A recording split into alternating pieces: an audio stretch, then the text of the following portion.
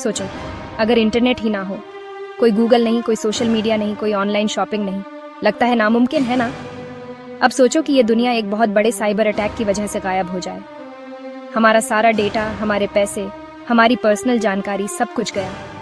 आज हम ऐसी ही दुनिया में जी रहे हैं।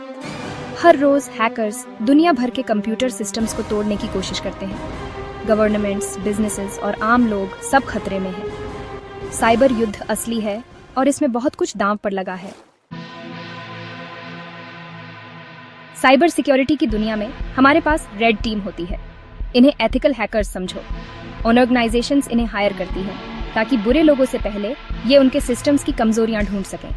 ये असली अटैकर्स की तरह काम करते हैं, उनके जैसे ही टूल्स और तरीके इस्तेमाल करते हैं। इनका मकसद होता है खामियों को सामने लाना और ऑर्गेनाइजेशंस को अपनी सुरक्षा मजबूत करने में मदद करना।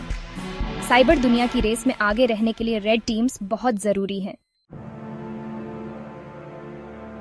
दूसरी तरफ हमारे पास ब्लू टीम होती है। ये रक्षक हैं, हमारी डिजिटल दुनिया के प्रोटेक्टर्स। ब्लू टीम का काम है साइबर अटैक्स को रोकना, पहचानना और उनका जवाब देना। ये इंटरनेट के सिक्योरिटी गार्ड्स जैसे हैं। ये फायरवॉल्स, इंट्रूजन डिटेक्शन सिस्टम्स और दूसरे सिक्योरिटी टूल्स इस्तेमाल करके बुरे लोगों को बाहर रखते हैं। इनका काम 24 घंटे चलता है, हमेशा किसी भी शक की एक्टिविटी के लिए अलर्ट रहते हैं। रेड टीम सिस्टम्स में घुसने के लिए कई स्टेप्स वाला तरीका इस्तेमाल करती है। ये एक जटिल प्रक्रिया है जो बहुत ही सावधानी और योजना की मांग करती है। एक, रेकी सबसे पहले वो टारगेट के बारे में जानकारी इकट्ठा करते हैं। इसमें वो खुले पोर्ट्स, कमजोर पासवर्ड्स और सिस्टम की कमजोरियों को ढूंढते हैं। ये जानकारी उन्हें आगे के स्टेप्स के लिए तैयार करती है और उन्हें टारगेट सिस्टम की संरचना को समझने में मदद करती है। 2, हथियार बनाना। इसके बाद वो मालवेयर बनाते हैं या मौजूदा कमजोरियों का फायदा उठाकर सिस्टम में घुसते हैं।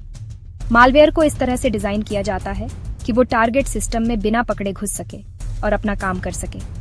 ये एक बहुत ही महत्वपूर्ण स्टेप है क्योंकि सही हथियार के बिना अटैक सफल नहीं हो सकता। 3, अटैक। अब वो अपने हथियारों का इस्तेमाल करके सिस्टम में घुसते हैं।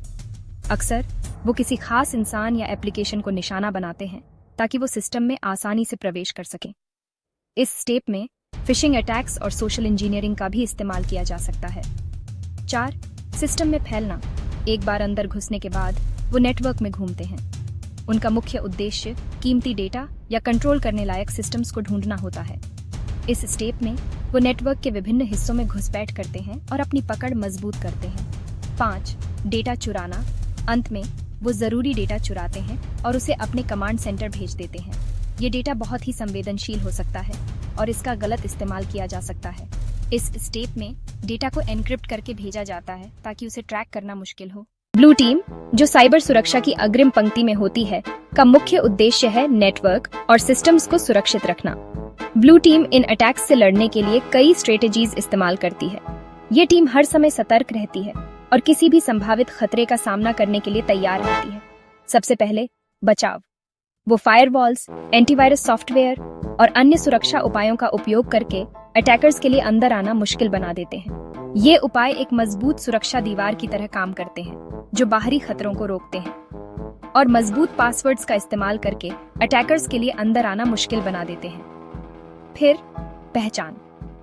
वो इंट्रूजन डिटेक्शन सिस्टम्स और सिक्योरिटी इंफॉर्मेशन और इवेंट मैनेजमेंट टूल्स का इस्तेमाल करके नेटवर्क ट्रैफिक पर नजर रखते हैं ताकि किसी भी संदिग्ध गतिविधि को तुरंत पहचाना जा सके। ब्लू टीम की ये सभी प्रक्रियाएं एक साथ मिलकर एक मजबूत सुरक्षा ढांचा बनाती है जो किसी भी साइबर खतरे का सामना करने के लिए तैयार है। उनकी सतर्कता और कुशलता ही उन्हें साइबर सुरक्षा की अग्रिम पंक्ति में खड़ा करती है।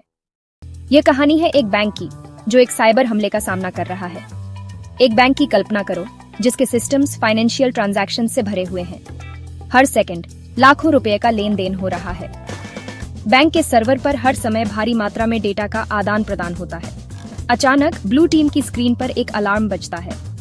यह अलार्म एक संभावित घुसपैठ की चेतावनी देता है। टीम तुरंत सतर्क हो जाती है और स्थिति का आकलन करने लगती है। कोई बैंक के मेन सर्वर को एक्सेस करने की कोशिश कर रहा है। यह एक गंभीर स्थिति है क्योंकि मेन सर्वर में बैंक के सभी महत्वपूर्ण डेटा और फाइनेंशियल ट्रांजैक्शंस का रिकॉर्ड होता है। बैंक द्वारा हायर की गई रेड टीम एक पेनिट्रेशन टेस्ट कर रही है। रेड टीम का काम है बैंक की सुरक्षा प्रणाली की कमजोरियों को ढूंढना और उन्हें उजागर करना। वे असली हमलावरों की तरह काम करते हैं ताकि बैंक की सुरक्षा प्रणाली को परखा जा सके। वो असली क्रिमिनल्स की तरह कई सिक्योरिटी लेयर्स को बाईपास करने में कामयाब हो गए हैं। ये दिखाता है कि बैंक की सुरक्षा प्रणाली में अभी भी कुछ कमजोरियां हैं जिन्हें दूर करने की जरूरत है। ब्लू टीम हरकत में आती है और घुसपैठ का विश्लेषण करती है।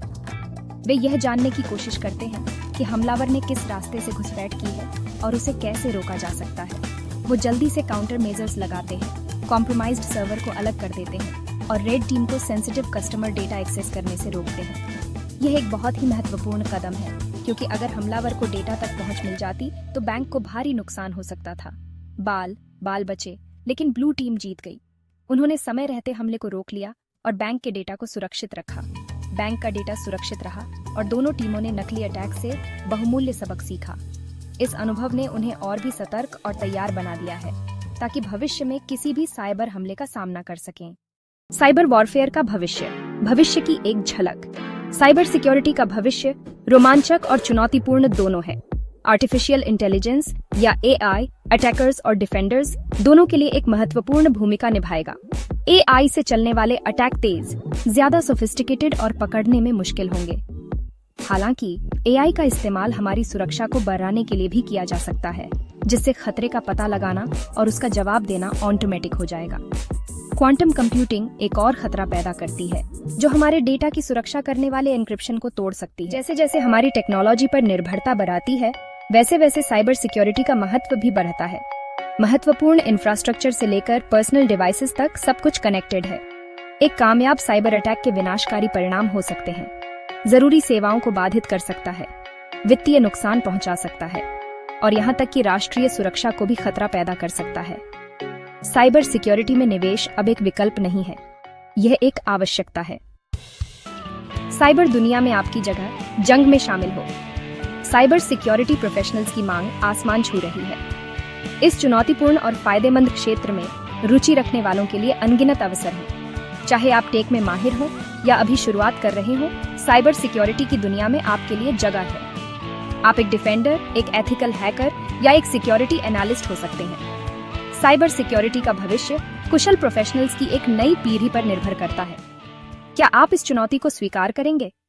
अगर आप साइबर सिक्योरिटी, एथिकल हैकिंग और इस बढ़ती हुई डिजिटल दुनिया में सुरक्षित रहने के तरीके के बारे में ज्यादा जानना चाहते हैं, तो सब्सक्राइब बटन दबाना न भूलें और नोटिफिकेशन ऑन कर लें, क्योंकि इस चैनल पर हम आपको वह ज्ञान और उपकरण देने के लिए प्रतिबद्ध हैं जिनकी आपको डिजिटल दुनिया में सुरक्षित और सिक्योर तरीके से आगे बढ़ने के लिए जरूरत है। सावधान रहें, सुरक्षित रहें।